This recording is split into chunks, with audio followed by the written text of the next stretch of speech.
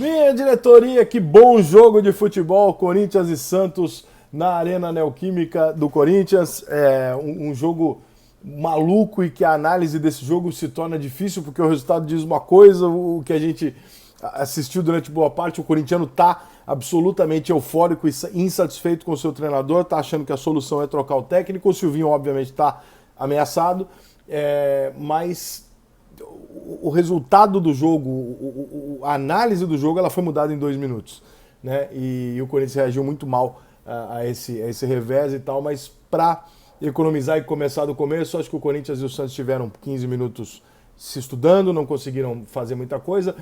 Não à toa foi um dos melhores jogos do ano até agora. Por quê? Porque é o primeiro jogo do ano, né? É o primeiro grande jogo de futebol no Brasil do ano. Até agora a gente só teve jogo de time medíocre contra time grande, e teve jogo com time grande jogando com time reserva, isso em todos os grandes do Brasil. E agora a gente teve um jogo de 2 times grandes usando ali o que eles tinham naquele momento de melhor e tal. Eu continuo achando que é preciso ver o Silvinho montar o Corinthians com Paulinho, Juliano, William, Renato Augusto, Roger Guedes, com todos eles, para a gente ver o real potencial disso tudo. Mas é evidente que os resultados e que o Corinthians tem uma dificuldade de concluir a jogada, de finalizar a gol muito grande. O Corinthians teve, por exemplo, no primeiro tempo, grande posse de bola, grande troca de passes, né? O Renato Augusto fez um primeiro tempo espetacular, mandou no jogo, mandou até os 20 e pouco do segundo tempo, o Renato Augusto era o dono do jogo, né? E só que o Corinthians tem uma dificuldade do cacete de chegar e botar a última bola pro cara finalizar.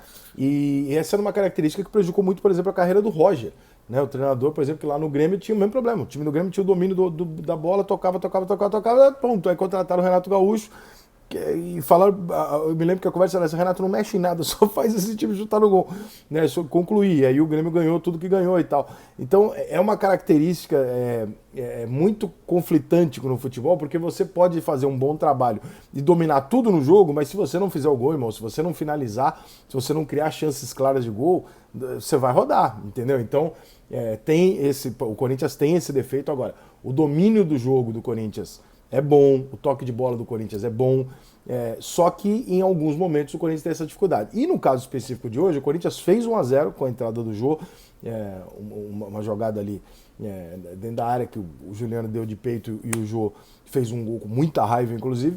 E o Santos estava mortinho no jogo, o Santos estava perdidinho, o Santos não conseguia agredir o Corinthians tocava a bola no campo de ataque. E aí, cara, o Corinthians faz 1-0 e começa até a ter o domínio ali do jogo, de falar, pô, o Corinthians vai vencer o jogo, porque só dá ele, o Santos não reage. E aí, irmão, a bola cai nos pés de um garoto de 18 anos de idade. E aí aquela história que a gente fala do Santos, né, cara? O Marcos Leonardo talvez seja só o próximo. O Santos é isso, o tempo inteiro na história do Santos ele é isso. Você olha pro time do Santos e fala assim, mas quem são esses caras? Realmente, se você bater o olho na escalação do Santos, a maior parte dos jogadores você não sabe quem são. Não são jogadores conhecidos pra caralho, que tem uma carreira, uma história, que você tem análises sobre ele, que você tem uma conclusão sobre esse jogador. É o Santos em estado puro, que é um time que você não sabe de onde vem, e tem um monte de moleque ali que surgiu agora, você não sabe qual é o potencial. Ou seja, esse Santos pode ser um time ok, pode ser um timaço, pode ser um timinho, pode ser...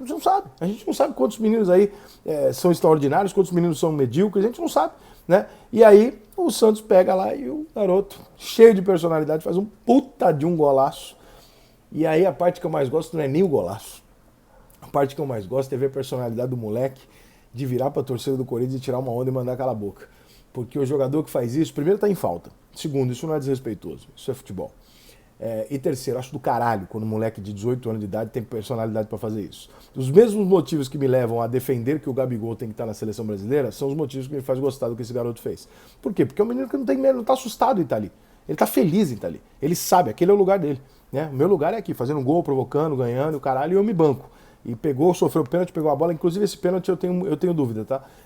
Não vou cravar que não foi pênalti, mas a imagem que eu vi, eu acho que tem ali todo o lance que caracteriza que pode parecer um pênalti, mas eu acho que ele solta a perna esquerda dele antes do toque. Eu acho que a perna esquerda dele já tá caindo antes do toque. Mas enfim, preciso ver outros ângulos e tal. Eu tô fazendo esse vídeo logo depois do jogo. Tenho dúvidas se foi pênalti. Mas personalidade do garoto do caralho. E ali o jogo vira. O Santos consegue fazer 2 gols em 3, 4 minutos. E dali para frente o Corinthians eu acho que vem toda aquela pressão. Em casa, torcida, já tá feia a coisa, o torcedor tá reclamando do Silvinho, a bola não entra, o Corinthians não consegue criar oportunidade de gol e tal, e aí o Corinthians travou. E o Corinthians não conseguiu fazer mais. E o Santos, cheio de confiança, cheio de molecagem, né, começou a tocar a bola e também tentar chegar com responsabilidade, porque sabia que ele não podia abrir lá atrás. O Corinthians ainda teve uma rara oportunidade ali no final do jogo, depois da entrada do Paulinho, e foi isso. E aí não tinha mais jeito. Então, o final, do meio para o final do segundo tempo, o Corinthians é um time que apresentou muita dificuldade em retomar o jogo. E essa é a crítica do Corinthians. No primeiro tempo, o Corinthians mostrou muita dificuldade em finalizar aquilo que ele concluía durante a partida, de ter a bola, de transição, de toque de bola e tal, mas ele não conseguia enfiar essa última bola, e não é nem o chute a gol, tá? Ele não conseguia criar o lance para o último chute. Então a impressão que você tinha era capaz de o Corinthians ficar trocando passes e não dar a bola para o adversário e fazer o jogo dele dominar completamente o adversário por 55 minutos seguidos. Mas que isso não geraria necessariamente uma última bola para poder tentar a conclusão. Então, temos um problema. Claramente o Corinthians tem um problema, né? Agora, esse problema não se esqueça, né? Às vezes você tem um puta problema, que é o teu time inteiro jogando mal, às vezes você tem um problema. O Corinthians tem um problema, que é assim, ó, eu faço todo esse processo eu faço. Quando chega aqui, eu preciso ajustar esse aqui. Às vezes você tem times que você tem que ajustar o processo inteiro. Então, eu continuo achando que é um pouco exagerado e um pouco cedo para se determinar o trabalho do Silvinho. Mas entendo a crítica, porque realmente o resultado é esse. E o time do Santos, por sua vez, né, é uma incógnita. O Santos pode voltar na próxima rodada do Campeonato Paulista e perder o jogo.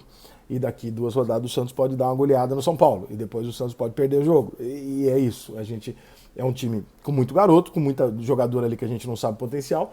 Então a gente fica dependendo. Por exemplo, o garoto hoje que fez os 2 gols, que eu estou vendo aqui nas imagens agora pós-jogo, enlouquecido, comemorando e tal, não sei o que, tirando onda, ele estava sumido do jogo.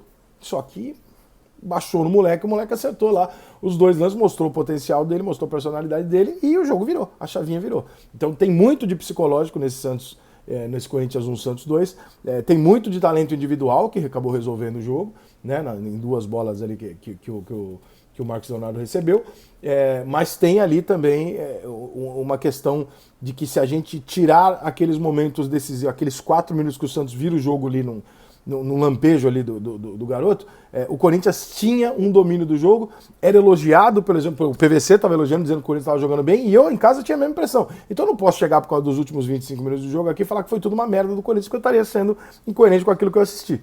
Eu não acho que é para tanto. Claro, perder um clássico, a gente sabe como é que é o torcedor do Corinthians, vai estar tudo uma merda, mas eu não acho que é assim.